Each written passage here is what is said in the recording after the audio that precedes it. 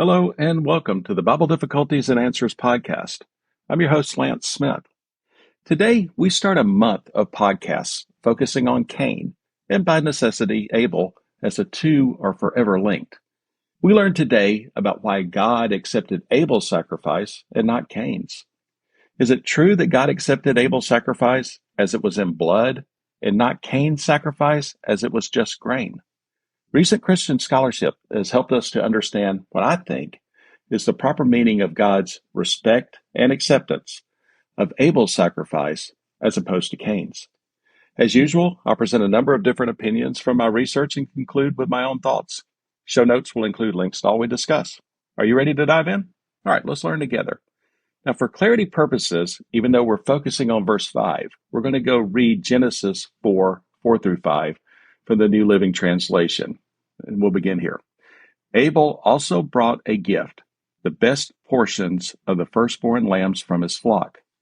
The Lord accepted Abel and his gift. Now to verse 5.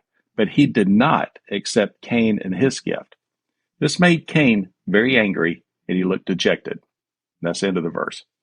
Now we'll always go to the Big Book of Bible Difficulties to help define our problem here. And I quote from the book. God is represented in the scriptures as someone who is, and I quote, no respecter of persons. Now, that's a King James Version reference for Romans 2:11, or as said in another way in the New Living Translation, showing favoritism. Okay, continuing on. And one who shows no partiality. That's Deuteronomy 10:17. Yet, this verse tells us that God did not respect Cain and his offering, which seems contradictory to the other verses. Right, now back to me. Yes, it does seem to be a contradiction.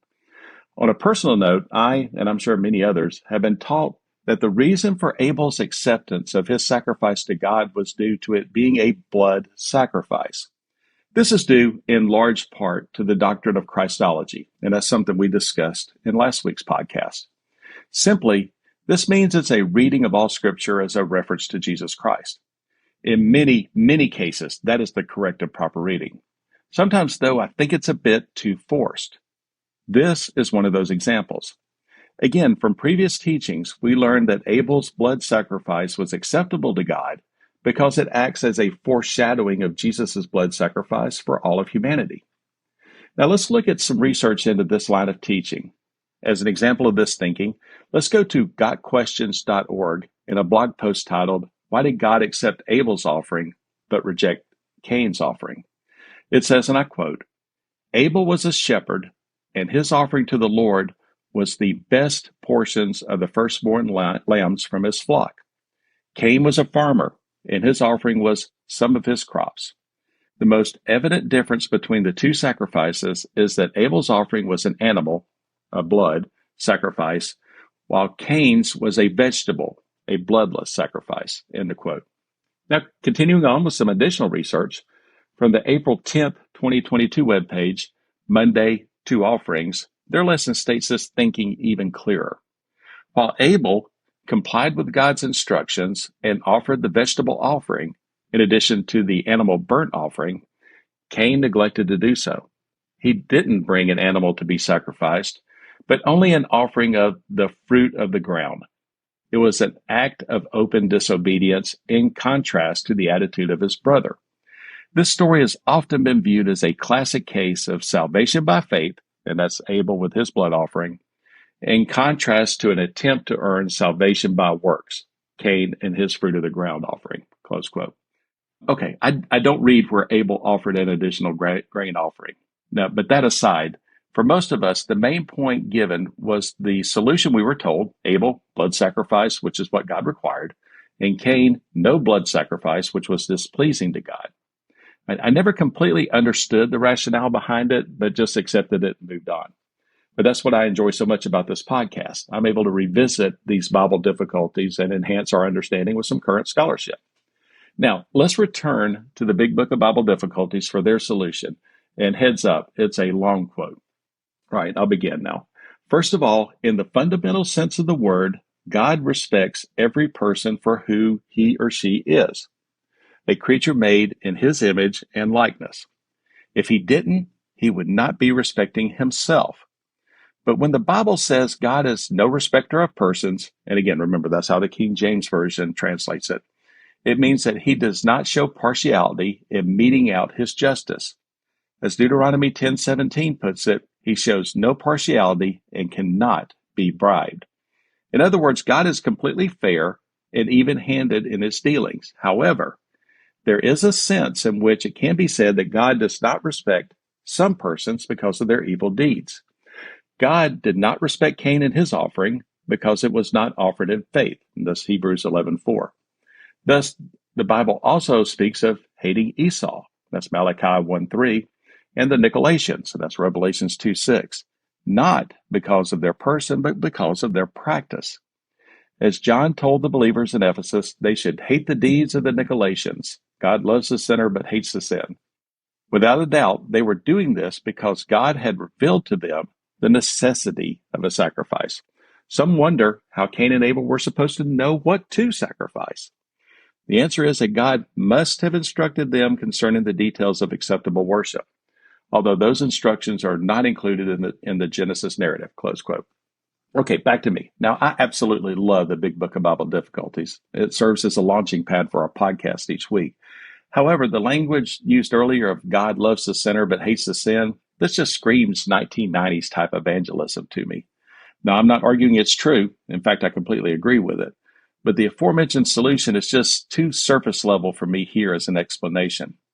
Also, we're left to assume, according to this solution, that God gave instructions to Cain and Abel on how to sacrifice, but kept that secret from the Bible readers.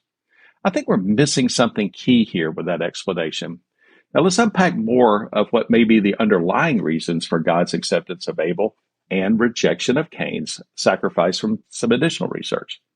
Now, I do want to return back to the gotquestions.org blog post, Why Did God Accept Abel's Offering but Reject Cain's Offering?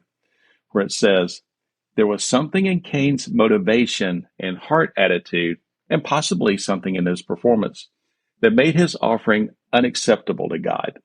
It was obviously something that he was aware of and could remedy, since God tells him after the fact, you will be accepted if you do what is right. That's from Genesis 4:7. Abel, on the other hand, had the proper motivation, the proper procedure, and the proper relationship with God. The relationship was based on faith. By faith, Abel offered God a better sacrifice than Cain did. This is Hebrews 11:4. Ever since the beginning, people must come to God in faith. Without faith, it's impossible to please God, as we read in Hebrews 11:6. And faith is evidently what Cain lacked. Close quote. All right, back to me. I think we're starting on a track here that makes much more sense than the standard explanation that Abel's sacrifice was blood and Cain was just grain and or fruit. So the clue here, I think, is to go back to verse 3 and focus on some key words leading into verse 4, which will then help us understand verse 5. All right, here's Genesis verse 3 from the New Living Translation, and I quote, when it was time for the harvest, Cain presented some of his crops as a gift to the Lord. That's the conclusion of verse 3. Now notice two things there. The word some of his crops, as well as no mention of a gift of first fruits here at all. Now keep those two things in mind as we move forward. Now to Genesis verse 4a from the New Living Translation. Abel also brought a gift, the best portions of the firstborn lambs from his flock. Okay, now notice the key words here. The best of the portions and the firstborn of the lambs. Now, this, I think, is leading us on to something here. The motivation of the gift is what's important to God. Cain offered some of his crops, not the first fruit, and no mention of the best of his crops, while Abel offered the best portions of the firstborn lambs.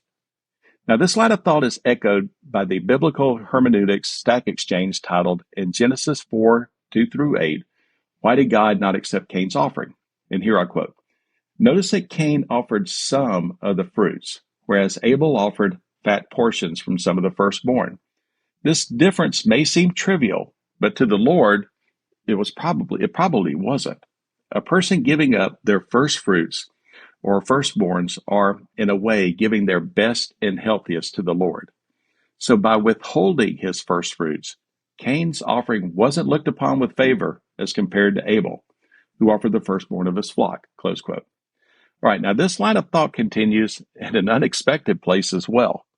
The Orthodox monk, Seraphim Rose, in the March 16th, 2000 book, Genesis, Creation, and Early Man, on page 292 wrote, "But why did God look favorably on the sacrifice of Abel and not on that of Cain?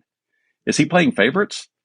Even from the little text we have here, we see that Abel offered the best he had, his firstborn and fatlings of the sheep, but Cain offered only some fruits, not caring to give the best he had. He had the idea of sacrifice, but he had the attitude of, well, I'll give some of this that I have. He didn't make a particularly important thing of it, whereas Abel was careful to give the best that he had. Cain had it in his nature to offer sacrifice, but he did not add from his own nature the willing thanksgiving of his heart. And Abel did.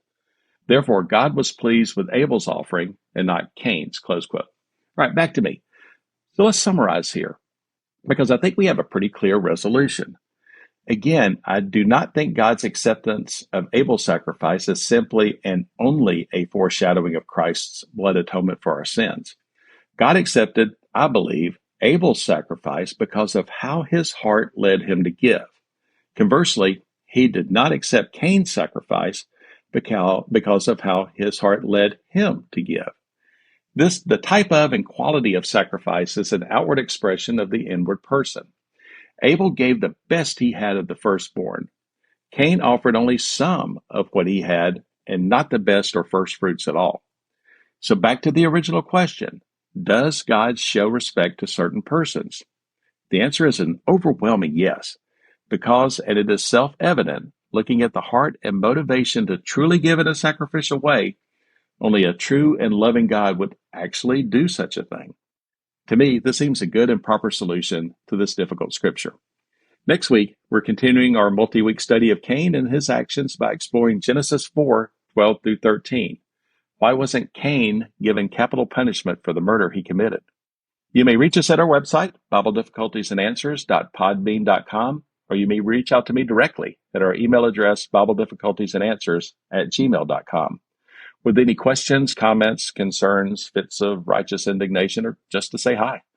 Also, please like and subscribe to this podcast, and also write a review and give it a 5-star rating on Apple Podcasts, Spotify, Podbean, or your podcast venue of choice. It really does help get the word out about the most amazing book ever written. Again, I'm Lance Smith. Until next time, I wish you good luck, good health, and God bless. So long, everybody.